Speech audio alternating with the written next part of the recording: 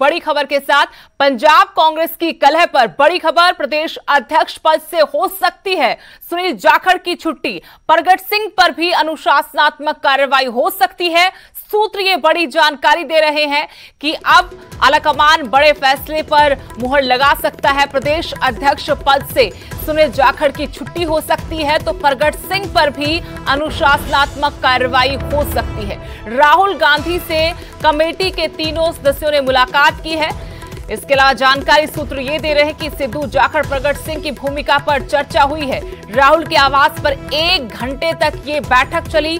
Committee की report पर जल्द फैसला लेगी कांग्रेस आलाकमान।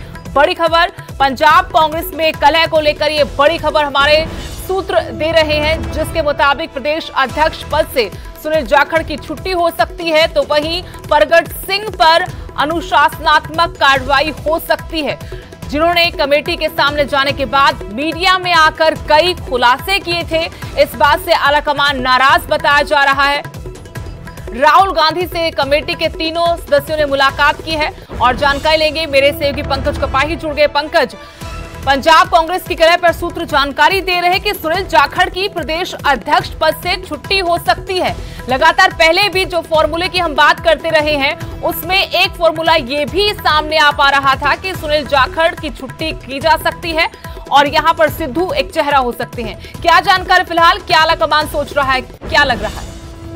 देखिए, आज 1 घंटे से ज्यादा मीटिंग जो है राहुल गांधी ने तीनों जो कमेटी के मेंबर हैं और वेणुगोपाल चारों के साथ मीटिंग की और उनसे एक एक मुद्दे पर विस्तार से जानकारी ली और उसमें 4-5 अहम जो मुद्दे थे उसमें सबसे अहम बड़ा मुद्दा था कि विधायक जो हैं वो मुख्यमंत्री से खफा थे। मुख्यमंत्री जो हैं वो अफसरों पर काम जो है वो सौंप देते हैं और इसलिए विधायक जो है विधायकों से मुलाकात नहीं करते। एक तो ये मुद्दा रहा। दूसरा ये था कि संगठन में जो है वो नियुक्तियां नहीं हो पाई। 4 साल में वर्कर जो है वो इस बात से खफा है कि संगठन में जिस तरह से डिस्ट्रिक्ट प्रेसिडेंट लगाने थे या फिर वो चीजें होनी थी वो हो नहीं पाई और संगठन बदलने को लेकर भी चर्चाएं हैं कि नया संगठन बने और खास तौर पर क्योंकि अध्यक्ष को लेकर प्रताप सिंह बाजवा हो, शमशेर सिंह दुल्लो हो या फिर सुरजीत धीमान हो, ये शिकायत करके आए हैं। कुछ अन्य भी शिकायत करके आए हैं कि सुनील जाखड़ जो है वो कैप्टन अमरिंदर सिंह की बात रखते हैं, वो दूसरों नेताओं से कम मिलते हैं। तो ऐसे में क्या सुनील जाखड़ बदले जाएंगे या फिर उनके साथ कोई नया चेहरा होगा? और वहीं दूसरी तरफ नवजोत सिंह सिद्धू को लेकर ये जरूर कहा गया कि नवजोत सिंह सिद्धू पंजाब में लोकप्रिय हैं, लेकिन सिद्धू के साथ ज्यादा विधायक जो है वो खड़े होते हुए नजर नहीं आ रहे। तो ऐसे में सिद्धू को पार्टी बड़ी जिम्मेदारी देना चाहती है, लेकिन सिद्धू कैप्टन अमरिंदर सिंह के अधीन काम नहीं करना चाहते, यानी कि कैबिनेट में नहीं आना चाहते। कैबिनेट आएंगे नहीं तो फिर वो किस तरह से उनको बड़ी जिम्मेदारी मिलेगी? ये भी कमेटी ने ये सारी बातें जो है वो राहुल गांधी के सामने रखी है। और इसके साथ साथ 2022 में कांग्रेस का चेहरा कौन होगा, ये भी बात जो है वो कमेटी ने बाकायदा तौर पर सामने रखी है कि कैप्टन अमरिंदर सिंह से उनके मंत्री जो है वो खुश नहीं है। मंत्री ही कंप्लेंट करके आ रहे हैं, लेकिन मेंबर पार्लियामेंट जो है चाहे रवनीत सिंह बिट्टू हों या फिर गुरजीत सिंह ओजला हों या फिर जसवीर डिम्पा हों, वो हमारे जरूर कैप्टन अमरिंदर सिंह की करते हुए नजर आ रहे हैं, लेकिन विधायक जो है वो खफा है। शुक्रिया पंकज जानकारी के लिए। तो पंजाब कांग्रेस कलह पर बड़ी जानकारी, जो मुद्दे उठाए गए हैं उन मुद्दों पर अब तीनों सदस्य जो कमेटी के थे राहुल गांधी से मुलाकात कर चुके हैं। 1 घंटे तक मुलाकात हुई। सूत्र जानकारी दे रहे कि प्रदेश अध्यक्ष पद से सुनील जाखड़ की छुट्टी हो सकती है। प्रगट सिंह पर कार्रवाई हो सकती है क्योंकि इस कमेटी से मिलने के बाद मीडिया के सामने आकर उन्होंने अपनी बात रखी थी और साथ ही कई खुलासे किए थे, आरोप कैप्टन अमरिंदर सिंह पर लगाए थे। लेकिन इस बीच में देखना यह होगा कि आलाकमान इस सारी समस्या को सुलझाने के लिए कौन सा फॉर्मूला अपनाती है, क्योंकि नवजोत सिंह सिद्धू की भूमिका को लेकर भी मंथन का दौर जारी है कि आखिरकार उनको क्या जिम्मेवारी सौंपी जाए।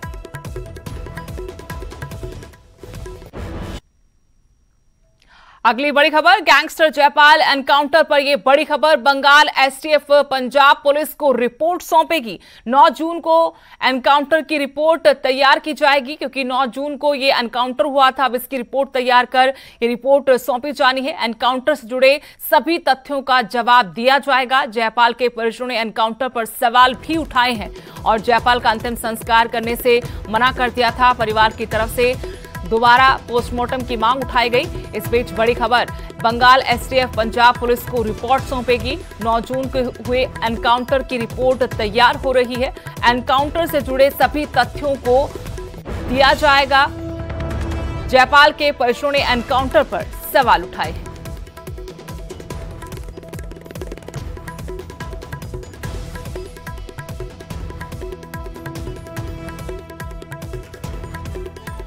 चंडीगढ़ से मेरे सहयोगी मनोज राठी जुड़े हैं। मनोज, जानकारी मिल रही है कि बंगाल एसटीएफ पंजाब पुलिस को अपनी रिपोर्ट सौंपेगी, क्या और जानकारी मिल पाई है? देखिए सुदेश, अब कई इसमें चीजें सामने आई हैं, कई तथ्य सामने आए हैं, जो कि जयपाल भुल्लर के जो पिता हैं उन्होंने सवाल उठाए हैं एनकाउंटर पर, एसटीएफ पर, पुलिस पर, कि जब इनको लाया गया, जयपाल भुल्लर के शव को यहाँ लाया गया, तो उसके शव को जब फॉर्मेलिटी करने के लिए खोला गया तो कई जगह पर गहरे निशान थे, जैसे कि उसके साथ मारपीट की गई और उसके साथ गलत तरीके से व्यवहार करके फेक एनकाउंटर जो है वो किया गया। लेकिन उसके साथ साथ हालांकि प्रशासन को उन्होंने लिखित में डीसी को दिया कि इसका दोबारा से पोस्टमार्टम हुआ, और लेकिन प्रशासन की तरफ से उनको वापस ये जवाब मिला है कि एक बार पोस्टमार्टम होने के बाद दोबारा पोस्टमार्टम नहीं हो सकता। लेकिन दूसरी जगह अगर हम बात करें तो जो एसटीएफ है वेस्ट बंगाल की, जिन्होंने ज्वाइंट ऑपरेशन को अंजाम दिया, ओक्कू के साथ मिलकर, पंजाब पुलिस के साथ मिलकर, एक पूरी रिपोर्ट तैयार की जा रही है कि 9 जून को किस तरह से, कैसे ये इस ऑपरेशन को अंजाम दिया गया, कितने बजे रैकी की गई, कितने बजे वहां जवान पहुंचे, कितने वहां जवान मौजूद थे, उनके पास क्या क्या वेपन थे, और इस पूरे ऑपरेशन को लेकर किस तरह से जो कॉम्प्लेक्स में, जिस घर में वो रह रहा था, वहां पर किस तरह से उसको रैकी की गई। लेकिन जो अभी तक जानकारी मिली है कि जो वो कॉम्प्लेक्स है काफी बड़ा है, करीब 20,000 से भी ज्यादा जो लोग हैं वहां पर रहते हैं, कोई उससे ना हो, किसी तरह की कोई दिक्कत ना हो, उसके लिए भी जवान जो है वो लगाए गए थे। और मौका दिया गया, जो गैंगस्टर्स हैं जयपाल भुल्लर और जसप्रीत सिंह जस्सी, उनको किस तरह से मौका दिया गया, किस तरह से पहले फायरिंग हुई, किसने फायरिंग पहले करी, ये सारी चीजें एक बारीकी, क्योंकि फॉरेंसिक टीम ने ऑपरेशन के बाद क्या क्या चीजें वहां से बरामद की, जो वेपन थे वहां से कितने बरामद हुए, जो कैश है 8 लाख कैश बताया जा रहा है, कितना कैश वहां से बरामद हुआ, एक एक चीज जयपाल भुल्लर के बैग में से, और क्या क्या पाकिस्तानी कनेक्शन निकला, क्या क्या चीजें, उनके कपड़े, उनके जूते, उनके एक एक बारीकी चीज की जो रिपोर्ट है, सीआईडी ने किस तरह से काम किया और कितने लोगों को डिटेन करके पूछताछ की, ये सारी रिपोर्ट जो है वेस्ट बंगाल की टीम तैयार कर रही है और इस हफ्ते पंजाब पुलिस को सौंपेगी। एक अहम रिपोर्ट ये हो जाती है सुदेश, क्योंकि जिस तरह से ये एलिगेशन जयपाल के परिवार वाले उठा रहे हैं कि इस तरह के हमारे बेटे को पहले मारा गया, बुरी तरह से उसके जख्म हैं, उसके घाव हैं, उसके बाद उसको मारा गया, ये सारे सवालों का जवाब, हालांकि जो रिपोर्ट तैयार की जा रही है वेस्ट बंगाल की तरफ से, वहां के डीजी हैं, जो आला अफसर हैं, जो पुलिस ऑफिसर हैं,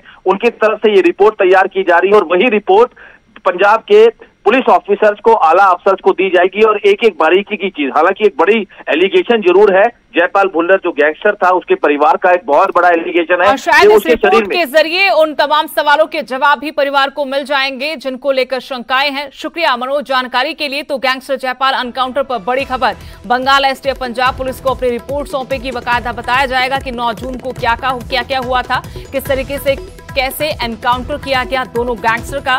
एनकाउंटर से जुड़े सभी तथ्यों को साझा किया जाएगा।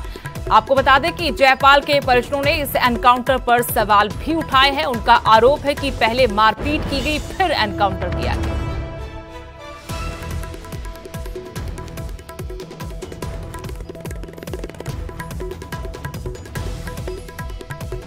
और अब बात करते हैं यमुनानगर की, जहां पुलिस स्टेशन में ही जमकर लात घुसे चले। इसका एक वीडियो भी वायरल हो रहा है। दरअसल दहेज उत्पीड़न के मामले में काउंसलिंग के लिए महिला थाने पहुंचे दंपति के बीच विवाद हो गया। दोनों पक्षों के बीच थाना परिसर में ही जमकर लात घुसे चले।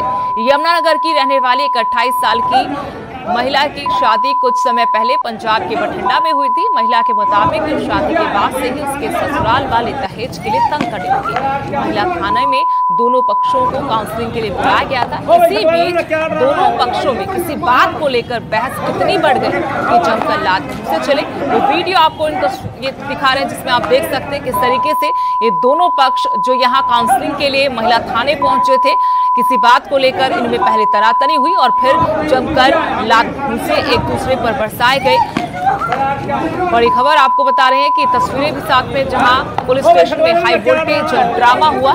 यमुनानगर के पुलिस स्टेशन की तस्वीरें हैं। ये वीडियो वायरल भी हो रहा है। दहेज उत्पीड़न का मामला था। इसमें एक दंपत्ति को काउंसलिंग के महिला थाने बुलाया गया था और इसी बीच इन दोनों पक्षों में किसी बात को लेकर कहासुनी हुई, तनातनी हुई और फिर मारपिटाई की तस्वीरें आपको दिखा रहे हैं। जानकारी के मुताबिक यमुनानगर की रहने वाली 28 साल की युवती की शादी कुछ वक्त पहले ही पंजाब के बठिंडा में हुई थी।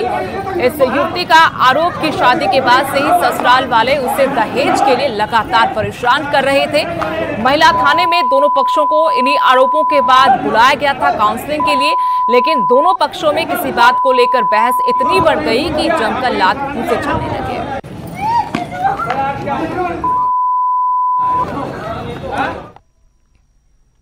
खबर दादरी से, जहां गैंगवॉर में एक सरपंच की गोली मारकर हत्या कर दी गई। बाइक सवार लोगों ने साहुवास गांव के सरपंच संदीप कुमार को गोलियों से भून दिया। सरपंच का शव कपूरी गांव की पहाड़ी पर स्थित एक मंदिर में मिला। फिलहाल पुलिस सीसीटीवी फुटेज खंगाल रही है और हत्या का मामला दर्ज कर अपनी जांच शुरू कर दी है। पुलिस को वारदात स्थल से रिवॉल्वर के अलावा दर्जनों कारतूस भी बरामद हुए हैं। संदीप सरपंच के परिवार को पुलिस ने सुरक्षा भी दी है। बावजूद इसके संदीप की दिन दहाड़ी हत्या हो गई। हाँ, ये सूचना मिली थी कि ये जो कपूरी पहाड़ी है, जो मंदिर है, मंदिर के अंदर एक क्या नाम है उसका, संदीप प्रीत सिंह साहुवास के जो लड़का है, ये सेवा वगैरह करे करता है। उसको अज्ञात व्यक्ति द्वारा फिलहाल जो सामने आया, जो गोली मार के उसकी हत्या कर दी मौके पर। हिमाचल कांग्रेस में मुख्यमंत्री पद के चेहरे के लिए बयानबाजी का दौर जारी है। आशा कुमारी समेत कई नेता खुले तौर पर वीरभद्र सिंह को ही एकमात्र नेता बता रहे हैं। तो वहीं दूसरी तरफ पूर्व कांग्रेस अध्यक्ष सुखविंदर सिंह सुक्खू ने सीएम पद पर बड़ा बयान दिया है। न्यूज 18 के साथ एक्सक्लूसिव बातचीत में सुक्खू ने कहा कि कांग्रेस का हाथ का निशान और विचारधारा ही चेहरा है। वीरभद्र सिंह के साथ मतभेद थे, लेकिन उन्हें बैठकर बातचीत कर सुलझाया है। साथ ही गुटबाजी पर कहा कि कुछ नेता टेलीफोन पॉलिटिक्स करते हैं। पार्टी 110% एकजुट होगी।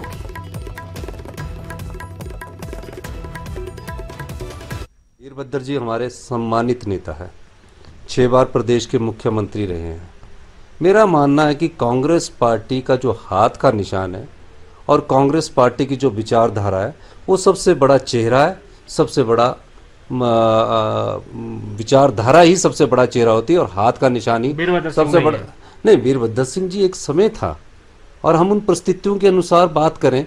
मैं तो आज हम उनकी लंबी उम्र शिखर स्पर्श होने की कामना करते हैं और कहेंगे कि जल्दी स्वस्थ हों और फिर पार्टी के कार्य में जुड़े, ये हमारी उम्मीद है और हम आशा भी करते हैं। जहाँ तक हाथ का निशान की बात है, अगर पार्टी के किसी नेता के पास हाथ का निशान नहीं है तो वो कांग्रेस पार्टी की विचारधारा उसके साथ नहीं है, तो चुनाव जीतना बड़ा मुश्किल हो जाता है। आशा कुमारी जी ने साफ कहा। आशा कुमारी जी राष्ट्रीय स्तर पर पंजाब की प्रभारी रही है, उनकी बात पर मैं क्या कह सकता हूँ। तिब्बत को पूरी तरह से कब्जाने की मंशा पाले चीन ने अब तिब्बत में एक और नया पैंतरा खेल दिया है। चीन अब तिब्बत के लोगों को भाषाई आधार पर शिकस्त देना चाह रहा है। यानी चीन की भाषा को तिब्बत के लोगों पर पूरी तरह से थोप कर वहां के लोगों को अपने रंग में रंग देना चाहता है, ताकि आने वाले कल को वहां मौजूद कोई भी नस्ल न तो तिब्बत की आजादी की बात कर सके और न ही इस राष्ट्र की आधारभूत संरचना और आत्मा को खोज सके। दरअसल वर्तमान में साल 2014 की जनगणना के मुताबिक तिब्बत की जनसंख्या 31,80,000 के करीब है, जो कि तिब्बत की अपनी मूल भाषा का ज्ञान रखती है। लेकिन उनका ज्यादातर जो पठन पाठन होता है, पढ़ाई लिखाई का काम होता है, वो मंदारिन भाषा में हो रहा है। इतना ही नहीं, यहाँ तमाम सरकारी आदेश भी अब धीरे धीरे इसी भाषा में किए जा रहे हैं।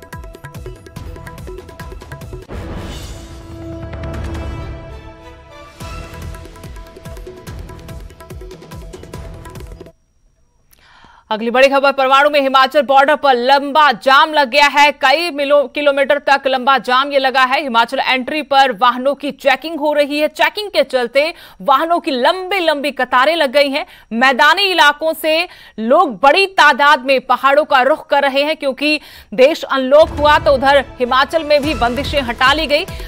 उधर मैदानी इलाकों में गर्मी की वजह से और काफी दिन तक लॉकडाउन रहने की वजह से लोग अब पहाड़ों का रुख कर रहे हैं। परवाणु में हिमाचल बॉर्डर पर लंबा जाम लग गया है। कई किलोमीटर तक बताया जा रहा है कि यहां पर वाहनों की कतारें लगी हुई हैं। हिमाचल एंट्री पर वाहनों की चेकिंग की जा रही है।